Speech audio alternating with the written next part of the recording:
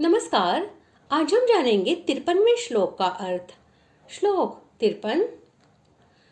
नाहं वेदैर्न तपसा न दानेन न चेज्जया शक्य एवं विधो द्रष्टुं दृष्टवानसि मां यथा।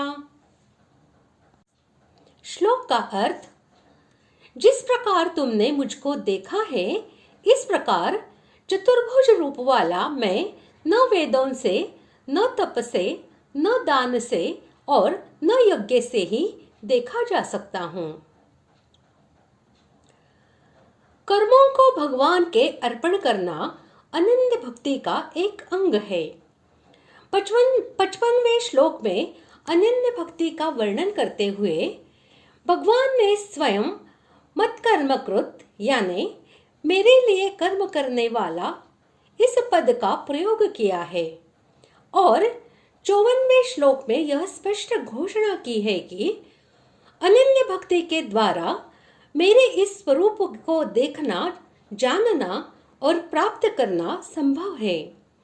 अतएव यहाँ यह समझना चाहिए कि निष्काम भाव से भगवदर्थ और भगवदर्पण बुद्धि से किए हुए यज्ञ, दान और तप आदि कर्म भक्ति के अंग होने के कारण भगवान की प्राप्ति में हेतु है, सकाम भाव से किए जाने पर नहीं।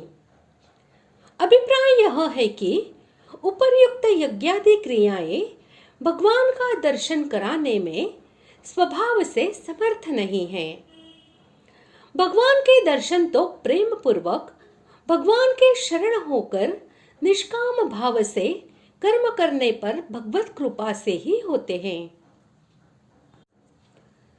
इस श्लोक में जो दुर्लभता बताई गई है वह चतुर्भुज रूप के लिए ही बताई गई है, विश्व रूप के लिए नहीं।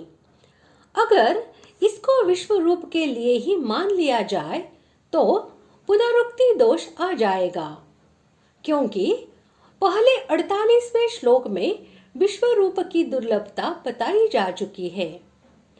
दूसरी बात, आगे के श्लोक में भगवान ने अनन्य भक्ति से अपने को देखा जाना शक्य बताया है। विश्व रूप में अनन्य भक्ति हो ही नहीं सकती, क्योंकि अर्जुन जैसे शूरवीर पुरुष भगवान से दिव्य दृष्टि प्राप्त करके भी विश्व रूप को देखकर भयभीत हो गए। तो उस रूप में अनन्य भक्ति, अनन्य प्रेम, आकर्षण कैसे हो सकता है? अर्थात नहीं हो सकता। इस प्रकार आज हमने 53वें श्लोक का अर्थ जान लिया है। अगले भाग में जानते हैं 54वें श्लोक का अर्थ।